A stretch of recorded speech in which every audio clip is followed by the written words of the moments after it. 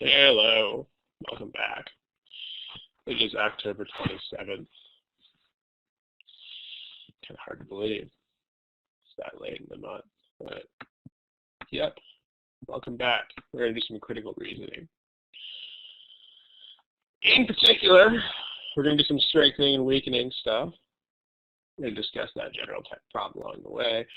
We just finished the whole rules, stuff, and then here's copyright down the screen again. These are all from the free GMAT prep software, which is copyright GMAC.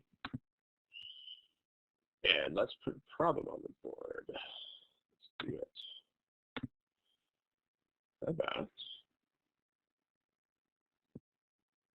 about this one? Don't forget where you find the answers to multiple choice questions, ladies and gentlemen. Please do not answer the question in the chat box. Give you a little bit of time to answer that one.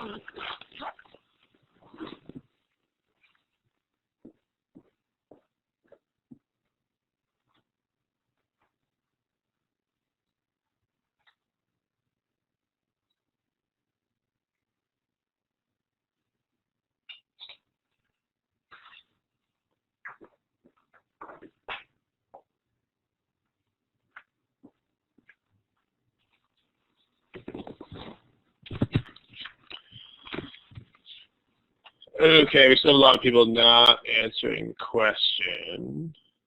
So at this point, it's probably unlikely that you're making progress. So you should probably pick something. Also, don't forget how time management works on this test. Time management is basically just, are you stuck or are you not stuck?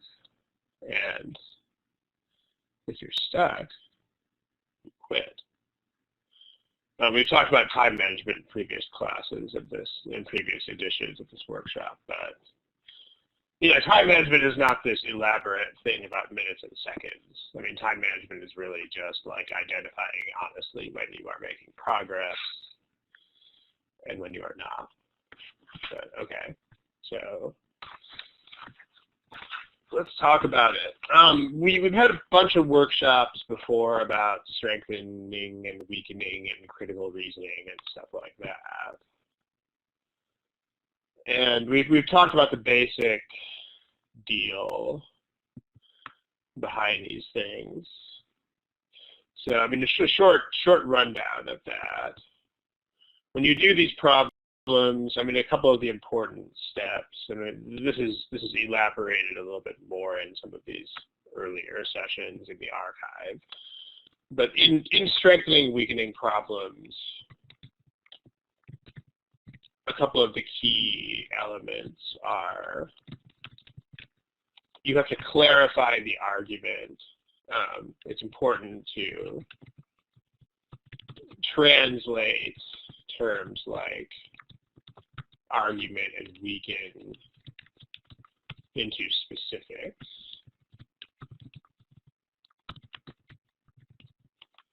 Like, this is one of the biggest issues that people have is, like, you don't want to think about words like weaken the argument. Like, you actually want to translate those into specifics. Because when people have conversations about stuff, people don't have conversations in terms of, like, how would you weaken this argument? Right? People talk about things that are things. People talk about specifics. So that's an important thing to do right off the top. And then also don't forget that the things that strengthen or weaken the argument are going to be connected by, they're not going to be rigorously connected by formal logic. So things that do strengthen or weaken the argument are not connected by formal logic. They're connected by basically real world thinking and common sense. So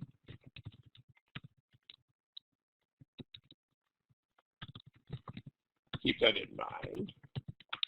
It's not going to be rigorous logic. You're not going to be able to prove the argument. So make sure that you are not trying to, like, rigorously prove things, which it seems like too often people are trying to do. Okay, so we want to read this part first. If you have a question, you should just type it in the chat box, not use the raising hand button. Okay. You read this part first. Which of the following, if true, provides the evidence that the two developments were causally related? Like, what are we trying to? This is a problem. Which problem is this? This is a problem from the GMAT prep software. Those problems don't have numbers. So I don't know if they have identifiers of whatever type. Not actually sure. But they don't have, like, this problem might be problem 1 on someone's test and problem 38 on someone else's test. We don't know. What are we trying to correlate here?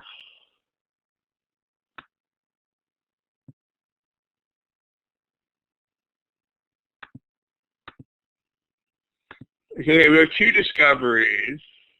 So 2 developments. So this is the part that you read first. Notice you read this before you read the passage, right? So you read this first. So we want to show cause and effect between two things. So now we have to find those two things. Like, what are the two things we want to show cause and effect for? So now you go to the passage and figure that out, right? So, okay. So there's a bunch of yeast, blah, blah, blah. Many centuries during which the Egyptians made unleavened bread. Basically, they might have made leavened bread by accident, but they didn't do it on purpose until this time. So one of these things, one of these discoveries or developments was leavened bread. And I mean, even if you don't know what leavened means, it's still okay. I mean, one thing about this test that's kind of neat and that is very consistent, by the way, is that you don't really have to know vocabulary words to take this exam. It's not like the GRE. The GRE is very vocabulary based. This exam is very not vocabulary based. I mean, you really don't have to know a lot of fancy words to take this test. So just keep that in mind. Okay. So one of the developments is leavened bread, whatever that even means. You don't even have to know. That roughly coincided with a variety of wheat that was preferable to other varieties because you could remove the kernel without toasting the grain. So a type of wheat whose kernel could be removed before you cooked it, basically.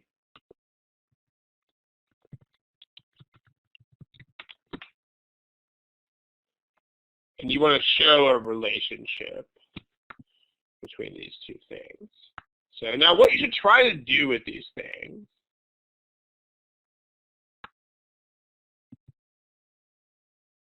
what you should try to do with these things. So we want to show, we want more evidence that these are related by cause and effect. Which one's going to be the cause?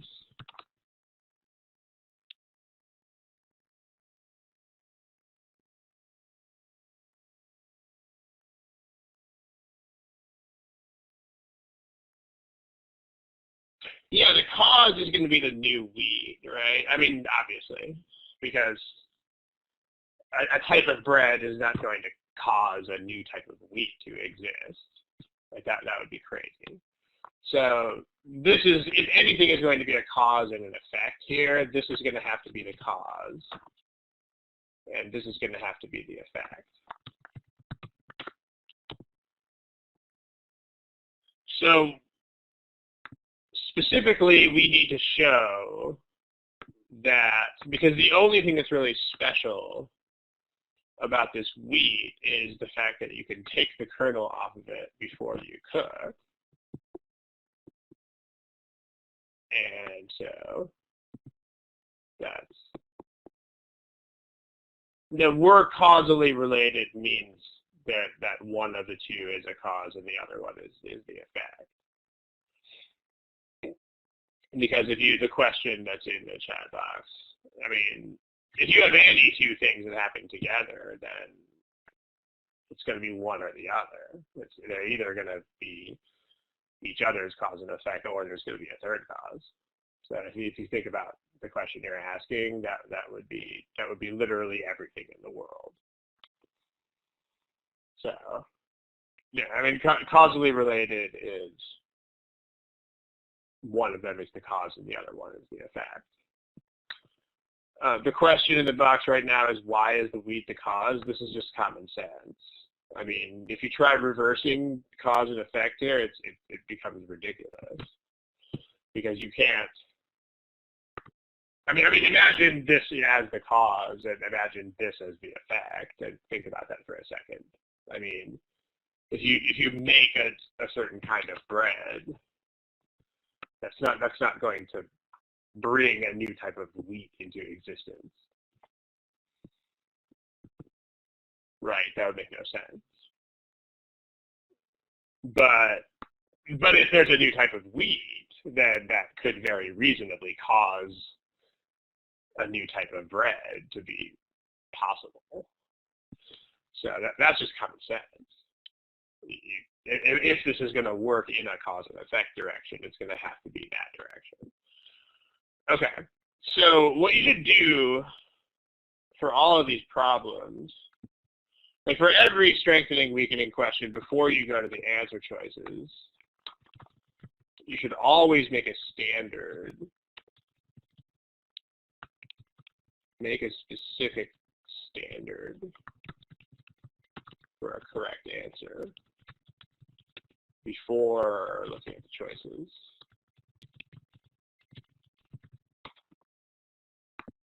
You should always do that. So here, what we need is this, right? Our standard is, I mean, we need a reason why this new type of wheat would actually allow us to make leavened bread. Which, I mean, also what that implies is that the other types of wheat that existed before this must have not allowed us to make leavened bread. So there's our standard. But before we even look at the choices, there's a standard. Standard for a correct answer. We need a reason why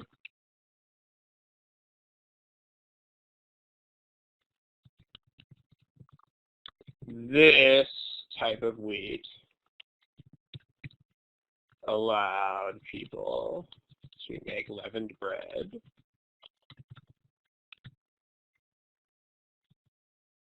and why previous types of wheat or other types of wheat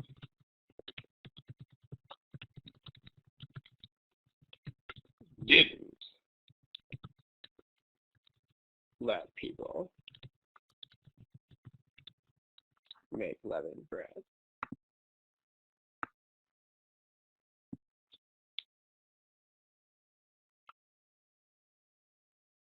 Okay, there's a delay on the sound, so I'm going to wait about 15 seconds here. Okay, I think we're back. All right, this is what we need, right? I mean, we need a reason why removing the kernel before cooking allows us to make leavened bread. So this specific type of thing, we need a reason why removing kernel before cooking lets us make leavened bread. And why, if you can't remove the kernel, then you can't make leavened bread. Okay. So A has nothing to do with that. B has nothing to do with that. Ah, if you look at C, yeah.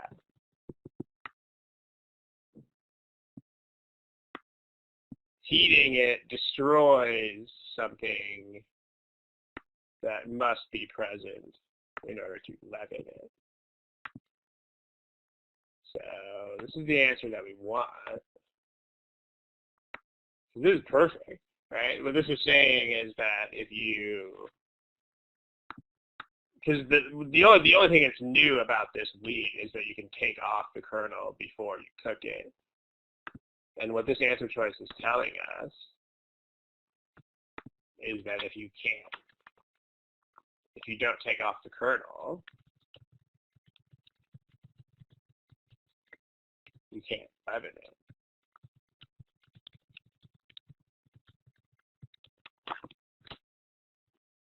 So no, the gluten thing is not. I mean, that's the reason why the leavened bread is impossible, but it doesn't matter why that is.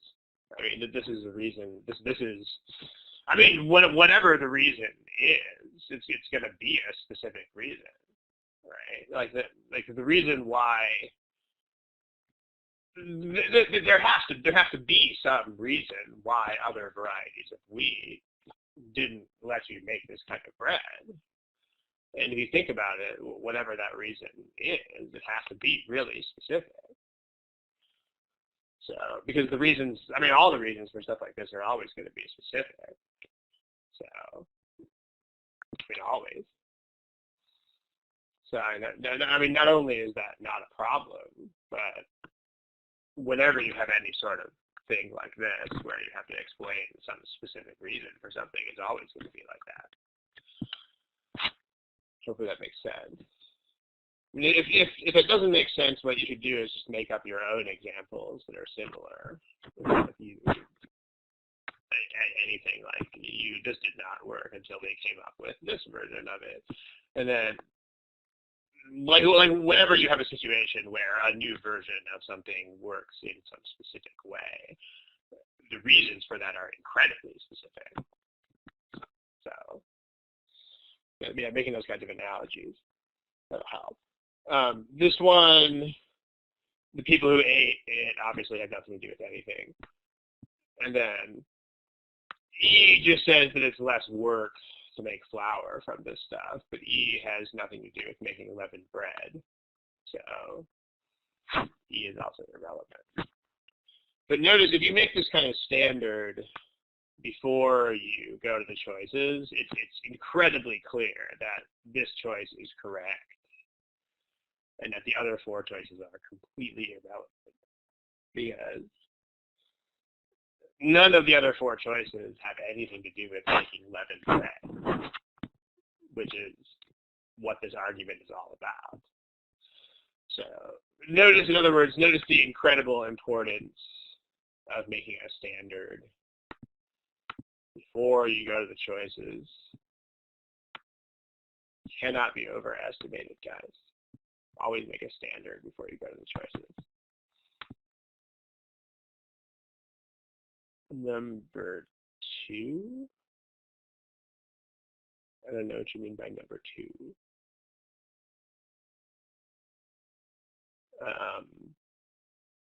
That's third option.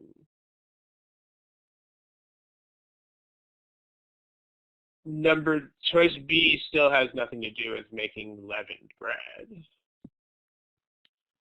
So, there's no reason to think, there's no indication that toasting pits would affect leavened bread differently from other bread. I mean, remember, this entire argument is about this. I mean, even if you don't know what leavened bread means, and I'm sure a lot of people don't. I mean, if you are Jewish, you know what it means, because like Jewish people use unleavened bread in their holiday celebrations and stuff. But even if you don't know what leavened and unleavened bread are, it doesn't matter, because you just have to notice that these are two different kinds of bread. You know, I mean, you can call them bread A and bread B if you want to, but like the fact that there is a kind of bread called leavened bread is obviously important here, because it's different. Like people made bread before they could make this leavened bread. So in the passage, that's clear. Like they made bread for a long time that was unleavened, whatever leavened means. And then they discovered how to make this stuff later. So that's the point. Yeah, again, you don't even have to know what the words mean, but the entire argument is about this type of bread. And choice B still has nothing to do with this type of bread. And in fact, neither do any of the other choices except for C. So, And you'd be surprised, right? Because most people got this problem wrong here. But once you have this standard, I mean, again, it has to be about leavened bread. Once you have this standard, it's incredibly clear. I mean, all 4 of the wrong answers are like, wow, it's got nothing to do with that. It's actually surprising just how wrong the wrong answers are. It's actually astonishing how wrong they are sometimes. The question in the chat box, if you have a standard that doesn't fit any of the choices, then in a worst case scenario, you'll have to guess. Because in that case, that means there's some sort of understanding that needs to be there that isn't there. I mean, if you can revise your standard or revise your understanding, if that's possible, you should do it. If not, then that's just going to have to be a problem where you guess. But the bigger problem that people have is that they don't make a standard, and then they just read the choices and let the choices take them for a ride. That's the real problem. Because like B is immediately irrelevant. Like when you see choice B, you should think, okay, this has nothing to do with leavened bread. So it's gone. But if people don't have a standard like this, then they will reason in the way that was put in the chat box. They'll be like, oh, well, maybe this is a type of distinction that blah, blah, blah, blah, blah, blah, right? I mean, so not only are you wasting your time, but you're going through all these thought processes that are unnecessary. So just make sure that you don't do that. Make sure you have an understanding of what you need before you go to the choices. I mean, as far as time goes, honestly, you guys should be spending at least 75% of your time before you even look at the choices. Looking at the choices should be at most 25% of your time, and maybe even less, because you should have a standard. And checking the choices to see whether they meet that standard should not take that long. If you're spending most of the time looking at the choices, that's bad.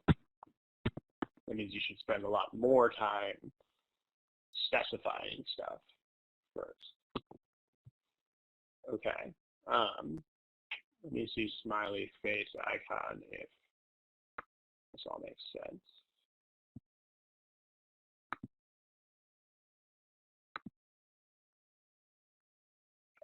As far as how to better understand the argument, well, if there was a short answer to that, and, like if there were a short answer to that and I had it, I would be a very rich man.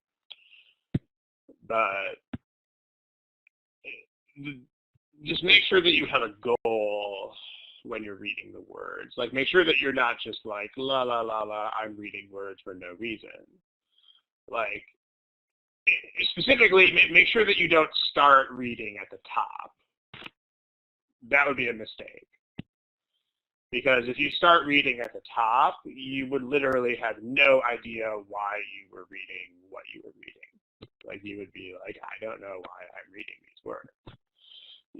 First, you have to read here. And then you're like, okay, I have a goal, which is I need to find 2 things that are supposed to be related by cause and effect. Then you find those 2 things, which are this and this. And then, like, you just have to have a goal, is the point. You need to have a reason to be reading the words that you're reading. So just check yourself on that, at least. If you're ever reading words and you honestly don't know why you are reading them, then check yourself. That's the short suggestion that I could give. Okay, let's move on. Try this one.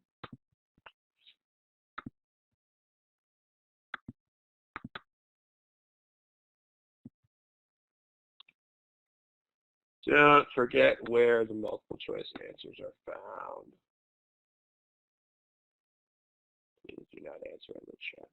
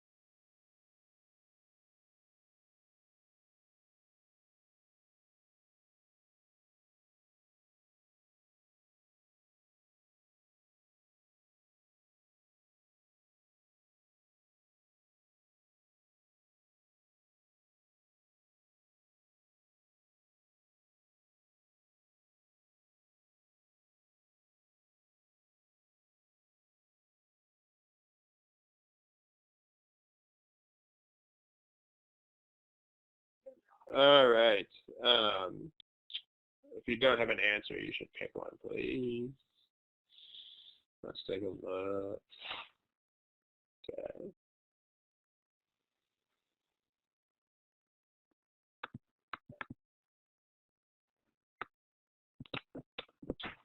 Okay. Let's take a look. So we need to translate these words. Basically, I mean, you read the question first, and pretty much when there are words in the question that people would not say out loud in a conversation, you should translate them into specifics. So that.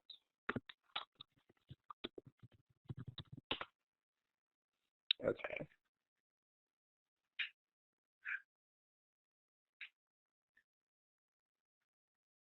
What is the argument? So,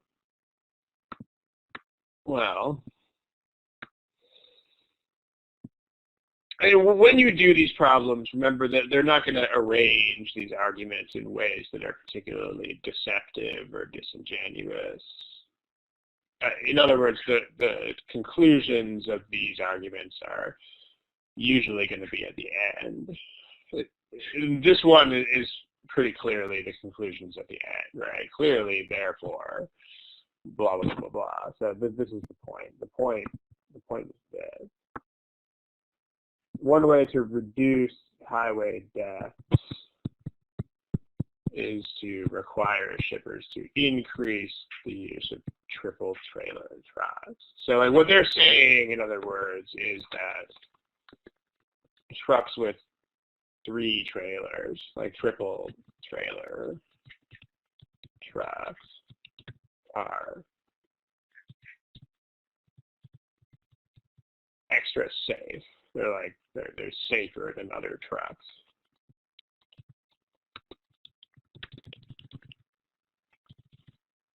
Kinds of trucks.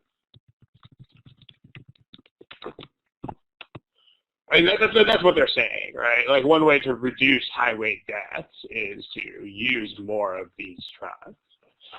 So that's, give me a smiley face if that makes sense.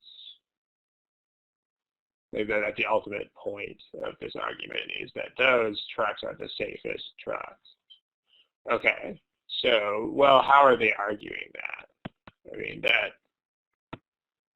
I mean, when you see this, that should kind of look wrong to you. I mean, when you think of trucks that have 3 trailers behind them, that probably doesn't make you think of like maximum safety. You know, I mean, in fact, in here in California, those are not even legal.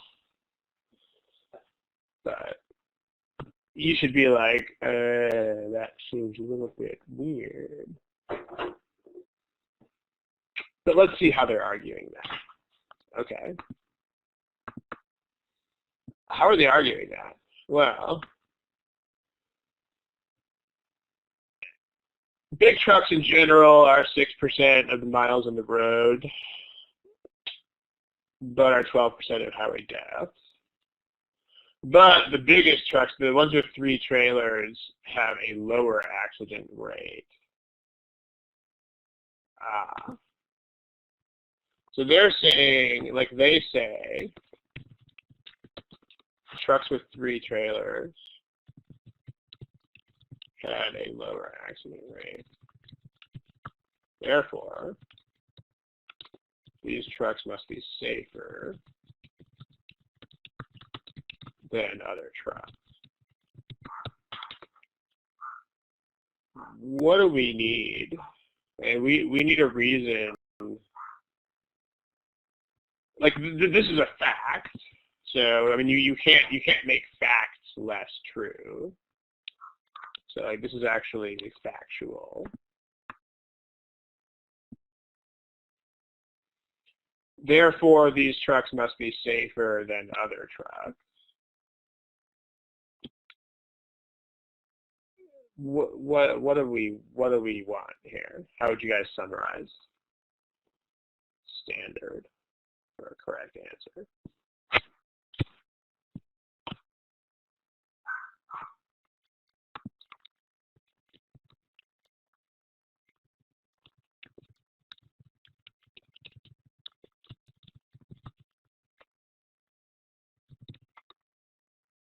So would you, let's see what you're typing in the chat box.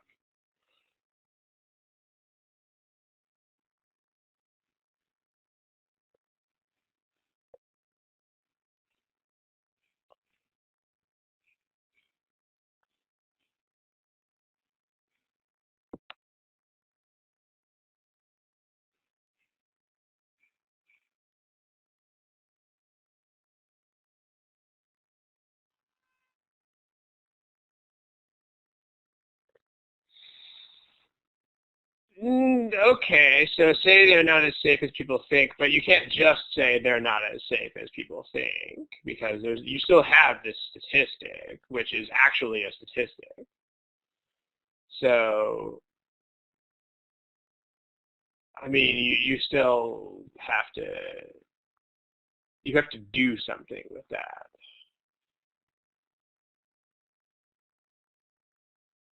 Because I mean, don't forget. Okay, like don't forget what these are. Like these arguments are not going to just contradict what they have said. So there's a couple of things that are important to say about this. Yeah, it's what Catherine said is exactly correct. So we'll get there in a second. But first, let me address this because this is kind of the problem that people have with these problems sometimes. Like this is not what these arguments are going to do. Because first of all,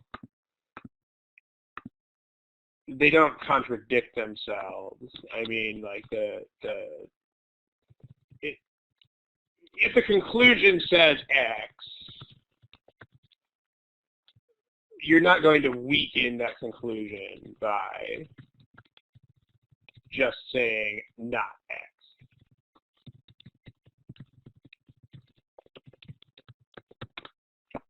Like that's not how it's going to work, right? So the conclusion of the argument is these trucks are safer. So the weakener is not going to be actually they're not safer. Okay, make sure you guys give me a smiley face if you understand that. I mean, they're not going to just contradict it. They're going to actually give you a reason that undermines it, but you're going to have to see what the connection is. And then the other problem with this is that the other problem with this is that also what here you're still leaving that statistic unexplained. I mean, because you still have a statistic that says there's a lower accident rate for 3-trailer trucks. So what you need to do is what Catherine says, which is you have to actually explain the statistic in a way that doesn't have to do with triple-trailer trucks being safer. Like that's what you have to do. Exactly. So because we have to understand why there is a lower accident rate. Because the lower accident rate is the whole point behind why this argument is an argument in the first place, because we do have to understand, yeah. We do need to know why 3-trailer trucks have fewer accidents.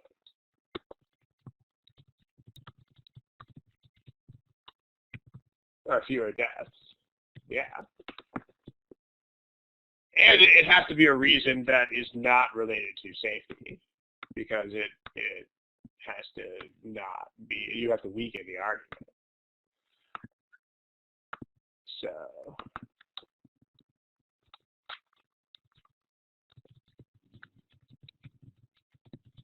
I mean, common sense should tell us the argument is wrong, because, I mean, it should be pretty clear that 3-trailer trucks are not safer than 1 or 2-trailer trucks. But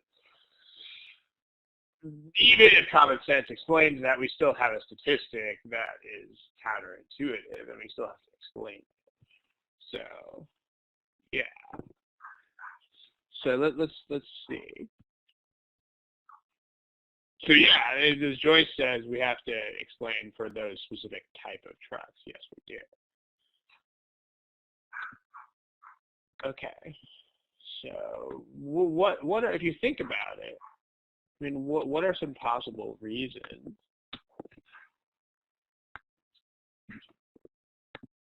why this might happen?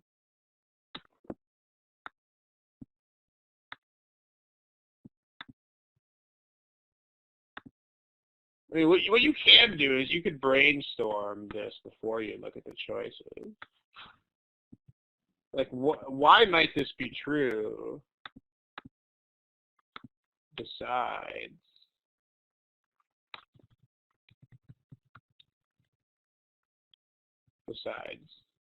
safety.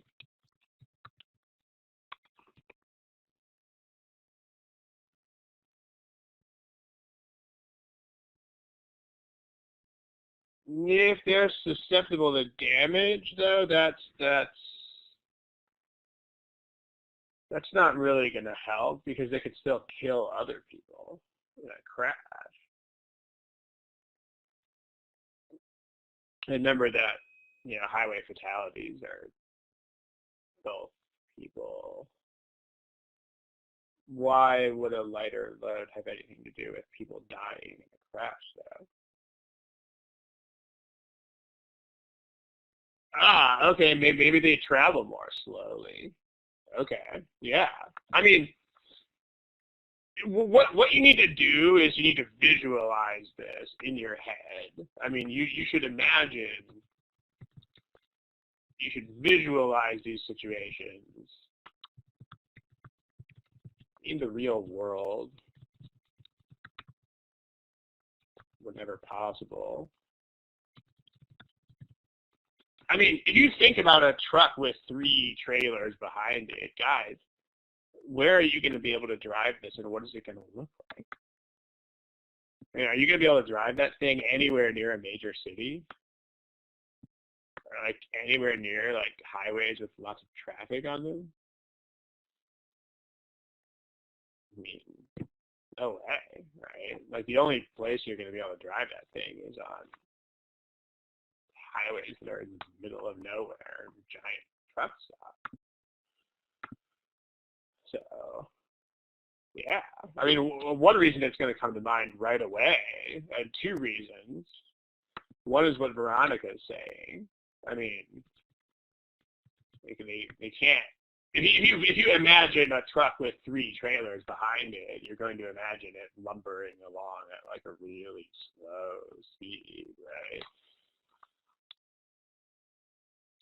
Travel much more slowly than other trucks. Also, I mean, I'm sure you can't really drive them in metro areas. You can't go into cities or other congested areas with lots of traffic.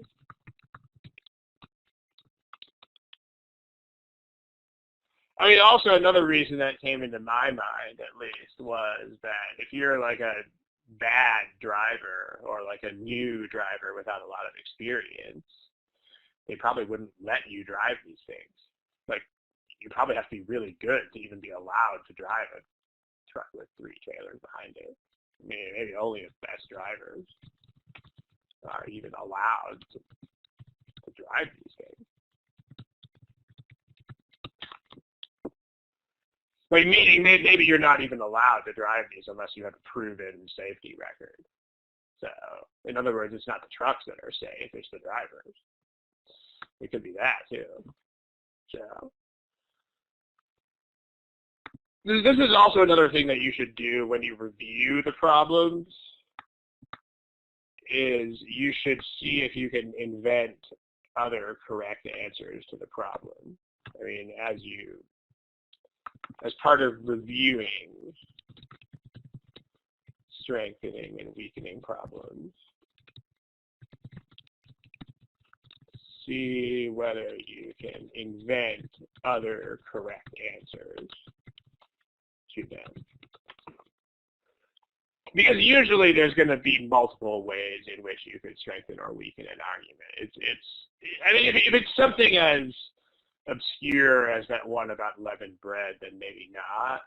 But if it's something like this, where you can actually imagine trucks on a highway in the real world, then you should do this. You should think about the situation, and you should see if you can come up with other reasons why these things might be true. So, but in this case, yeah. I mean, here's our standard. The standard that we have is this.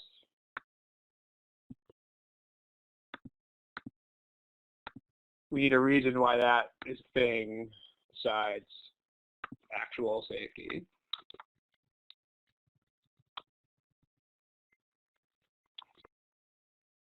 And these are possible reasons. I mean, you can do this too. You can invent possible answers. Then by all means, as long as you don't waste a ton of time doing that, you should do it. Because basically choice A is one of these answers that we came up with. I mean, this is basically choice A. This right here is this. Like, they only use them in the middle of nowhere on major highways, like where there's no other traffic. Like, lightly traveled, meaning there's almost no other vehicles on the road. Middle of nowhere. So this is the correct answer, meaning these trucks are only being driven on basically roads where no one else is driving. Which, if you imagine the situation, that's probably the picture you're going to imagine. I mean, you're not going to imagine a 3-trailer truck in the middle of San Francisco. Yeah, you're going to imagine it driving through North Dakota on the freeway. For sure. The other choices, you should also be able to eliminate the other choices, right? Like the choice B doesn't really, I mean, nobody picked B, doesn't really have anything to do with anything. Choice C doesn't really matter because the absolute rate of fatalities doesn't matter here. The point here is that relative to other trucks, these ones have a lower fatality rate. We're not concerned with absolute rates at all. We're only looking at relative rates. So, not absolute rates. So this is not a thing. Make sure that you can eliminate things like C right away too, because like you should immediately know that you don't care about C, because this is not an argument about absolute rates of anything. Like, this is only an argument about why one type of truck has fewer fatalities than other types of trucks.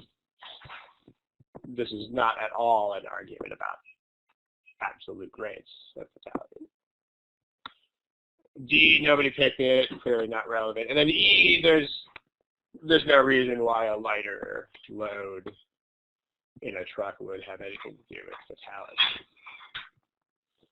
So there's no reason to think that this would have any direct relationship to that. So we have correct answer, irrelevant, irrelevant, irrelevant, irrelevant. Again, when you review the problem, make sure you get to that point too. Black, white, white, white, white. The other thing that you have to make sure that you are okay with is the idea that none of the wrong answers are anywhere even close to being correct. Because a lot of people like to kind of hang on to the idea that the wrong answers are close to being correct, and they're not. They are nowhere close. And you just got to make sure that you are okay with that idea, because in order to improve at this, you have to accept that and be okay with it. Relative rate means like these have a higher rate than those do. Absolute rate is like high or low overall. Yeah. So like if my house is taller than your house, then that's relative height. But like absolute height is like how tall is it? Period. You know, like skyscrapers are tall in terms of absolute height. Kind of thing. But yeah, relative just means compared to something else. Absolute means you're thinking of something as high or low, not in comparison. So yeah. Like as another example, if you make a salary of $60,000 a year as a high school teacher, that would be a high relative salary. Like you'd be making a lot more money than most high school teachers. But as an absolute salary, that's not that high. Like that's not a huge salary overall compared, like, you know, even call someone rich, that kind of thing. Okay. Let's see. Why did we go to that? So this, the maximum legal payload is less than 3 times. The thing is, though, the way they wrote this choice, it's still heavier than the single trailer truck, right? It's not a lighter payload overall. Like this choice is just saying that you can't take the single trailer and actually multiply it by 3. So like, for example, if a single trailer truck can carry, let's say, 20 tons, this is just saying that a triple trailer truck is not allowed to carry 60 tons. That's all that it's saying. It's not saying that triple trailer trucks are lighter than single trailer trucks. I mean, if that's what it was saying, then sure. But that's not what it's saying. Like, all it's saying is that you're not allowed to multiply by 3. Like, maybe you're multiplying by, like, 2.8. But you still have heavier trucks. I mean, these trucks are still heavier and more awkward and everything. So that would still not be a thing. Okay. So that makes sense now. All right, cool. Let's do one more. No problem. You're welcome. Let's do another one. Should have time for at least one more. Let's do this one.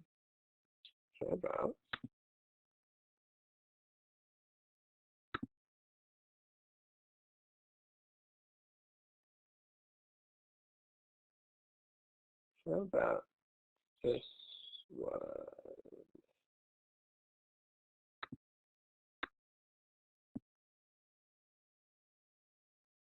Don't forget where the multiple choice answers are found.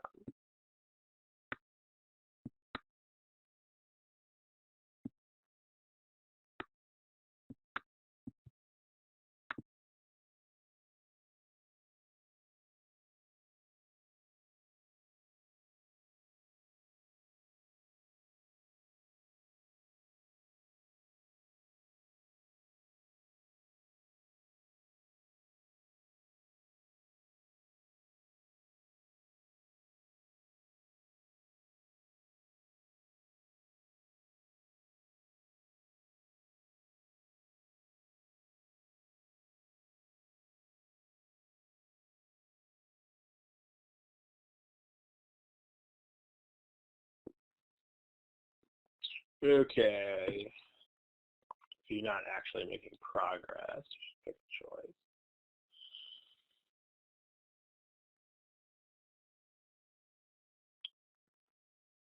By the way, as far as this other problem goes, Um, if you guys, like, I can't emphasize this enough. Like, if you guys ever interpret anything in a way that completely defies common sense, then that's wrong. Okay, like like in this problem, if you read this answer choice and thought that this answer choice meant that 3 trailer trucks weighed less than 1 trailer trucks, I mean, guys, that's obviously stupid. That's obviously not true. So that's wrong. That's an incorrect interpretation. That's obviously not true. So read the words again and reinterpret them. Really. I mean, like these answer choices never say things that are silly or absurd or stupid or far-fetched or whatever on planet Earth. That's not a thing. So, like, if you just make sure that you, I mean, give me a smiley face if you see what I mean. Like, if you, like, this is one of those things that classrooms tend to do to your head. Like people taking tests tend to not reject things that they should reject. But if you, I mean, 3 trailer trucks are obviously going to weigh more than 1 trailer truck, so they are obviously going to hold more stuff. Because if they didn't, there'd be no reason to have a truck with 3 trailers on it. So just make sure that you reject interpretations that are absurd. Okay. Now, the question about taking notes, I mean, in general, you shouldn't take notes unless there's a reason why you should. I mean, because I mean, in most cases, taking notes is not going to help you because there's only a few lines of text, and there's only a few lines of text. I mean, when you see things in the book about taking notes, remember that the book has to contain stuff that you can put in a book. So there's going to be suggestions about taking notes because, you have to write a book that tells people things.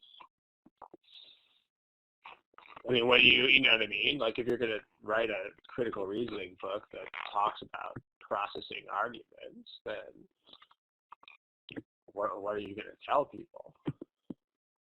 I mean, really, people forget this because critical reasoning. I mean, make sure you guys keep this in mind. Like, everything in a book about critical reasoning is always Plan B, because Plan A is to just read the words and think about them like a normal human being. And you can't put Plan A in a book. Because if you did, then you would be inventing artificial intelligence, and that's not a thing that exists yet. So, I mean, like, the books that we have are the best that you can get with a book about critical reasoning. But it's still a book about something that you fundamentally cannot write a book about. So you have to keep that in mind. Like, with all critical reasoning, like, the Plan A is to just read the words as though you were having a conversation and just think about it like a person. And then if you get lost, or if you have trouble processing the words, or if whatever sort of disconnect exists, that's when you use the techniques that are in the book, because they can be a useful approximation. I mean, what's good about this is that the wrong answers are so wrong that the approximate techniques in the books are still useful.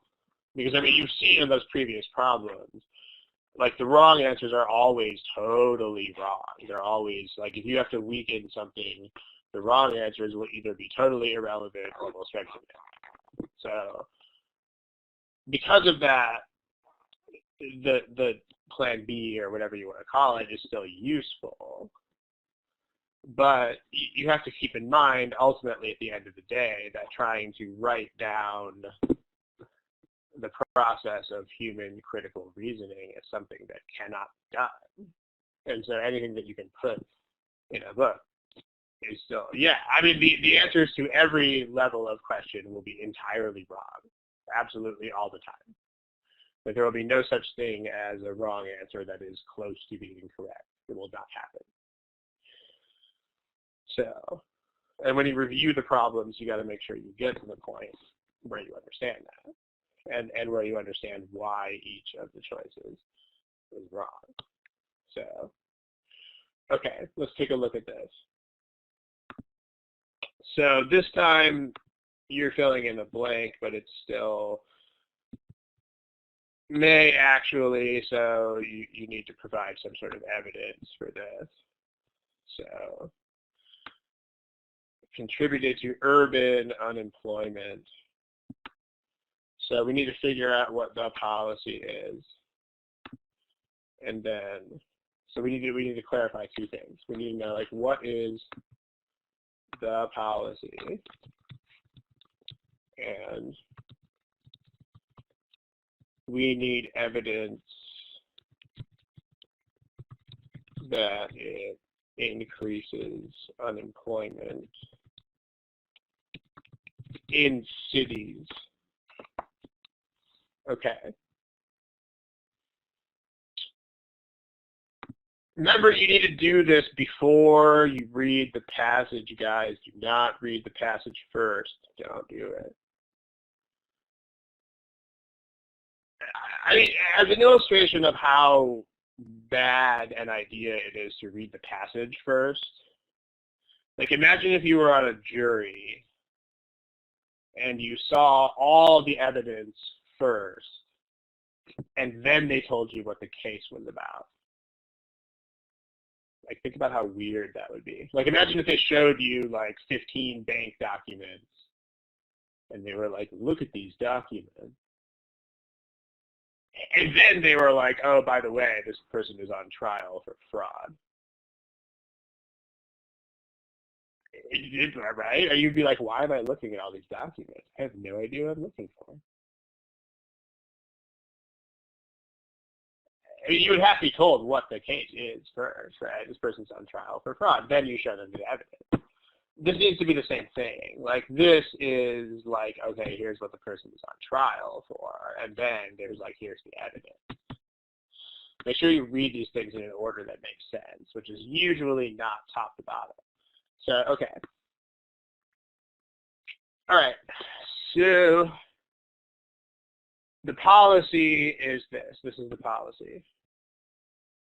Policy is to restrict the export of unprocessed cashews.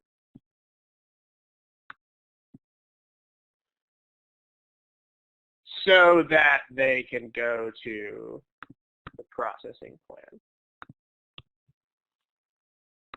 That's the policy. The government, Kernland's government doesn't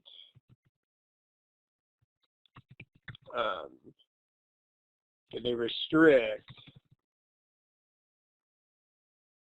international sales of raw cashews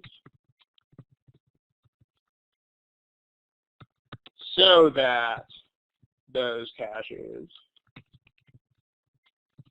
go to the processing plant in Kernland cities instead. So basically the implication is if this policy were not in place, then these plants would get less business because these cashews would go overseas. Okay. So government defends it, blah, blah, blah. The government says that because the plants are in the cities, it keeps these people employed. That seems Okay, right, the government says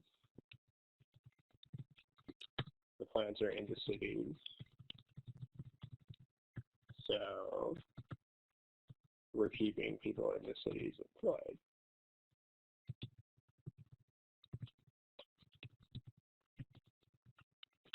You need to show that this might actually increase unemployment in the cities. Standard. You need a reason why this might cause more unemployment in the cities.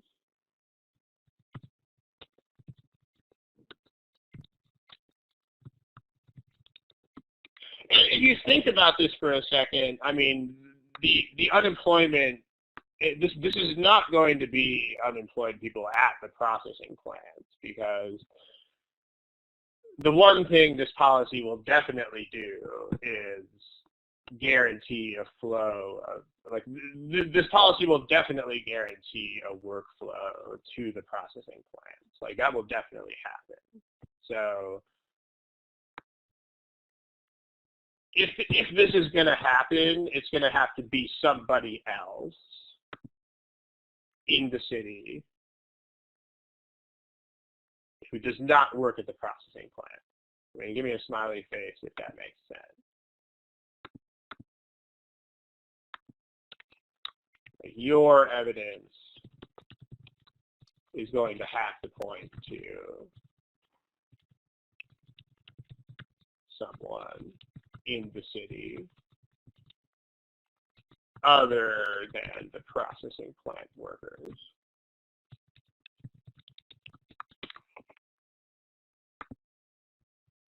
That's your standard. That's what you want. Okay. Well, let's take a look at the choices. Why might this cause more unemployment in cities?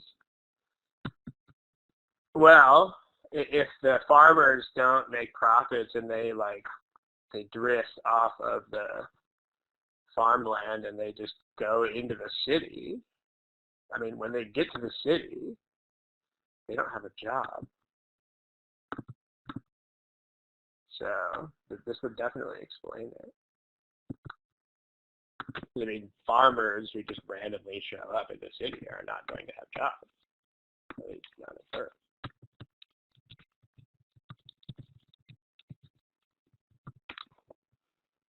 So this is the answer we want.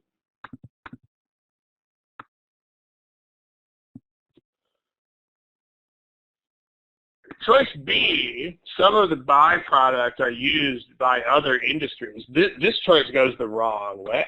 Like, I mean, this choice is actually telling us that not only will you employ people in the processing plants, but in fact that you will also create other work for other employers as well. So, I mean, a lot of you guys picked this answer, but this actually goes the exact wrong way. I mean, give me a smiley face if that makes sense. Like this gives evidence that the policy will create even more jobs beyond the processing plant. Even more jobs in the cities.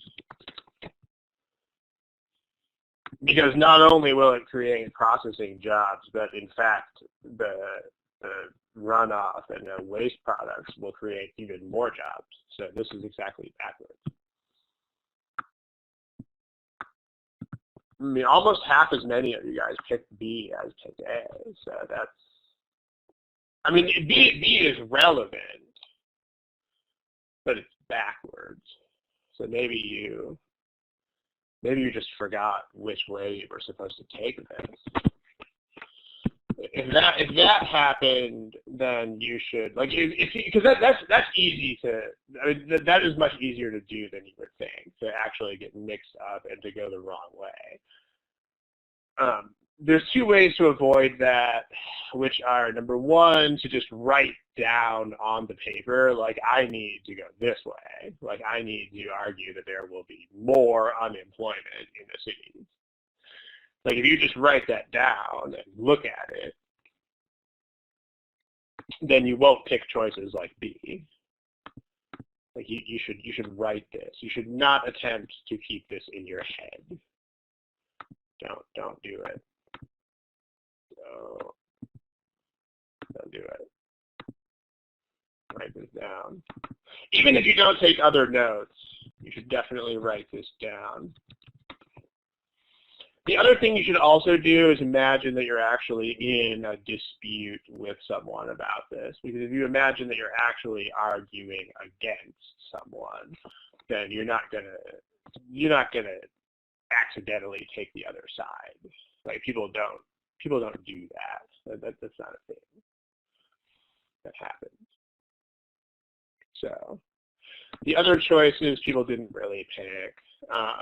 We don't care about crops other than cashiers, so C is irrelevant, and we don't care about amount of income. We just care about whether people have a job or not. So D doesn't matter. And then we don't care about E because we are only talking about what happens if there is governmental aid. So, like, E is about what happens if there's not governmental aid. We don't care because we're only talking about what if there is. So, but B was the biggest troublemaker here. It's interesting because B is basically white when you want black. It's the exact opposite. But it's easier to get confused like that than you would think. So if you did go backwards, just write stuff down next time. Write down more things. Okay. Time is up. Recordings are, there's only one web page for Thursdays with Ron. It's all, literally everything is on the same page. So if you just go to, the easiest way to find it is honestly to just go to Google and type in Thursdays with Ron and go to the first hit. But if you just scroll down, you'll see the archive. But there's no links or anything. Like, everything is on the same page. So you might have to, thank you, Laura, you might have to log in before you see the archive. But yeah, is this the first one? No, this is like a 200 one, dude. There's like, we've been doing this for about 7 years. So it's definitely not the first one. Maybe, I don't know if that's what you're asking me. But, all right, we gotta shut this down here in a second, guys. But thank you. The next one I think is in, I want to say 2 weeks. I think the next two are on consecutive weeks. I want to say it's November 10th and 17th, maybe. Whatever those dates would be. Just check the calendar, please. I do know the next time is going to be 2 hours later again. So, and the next few sessions are going to be at the later time again. So, I don't, as far as SC, CR, RC, literally no idea what's going to be in what session until like an hour ahead of time. There's no advanced planning of these things because it's basically impromptu. I'm going to kill the recording here.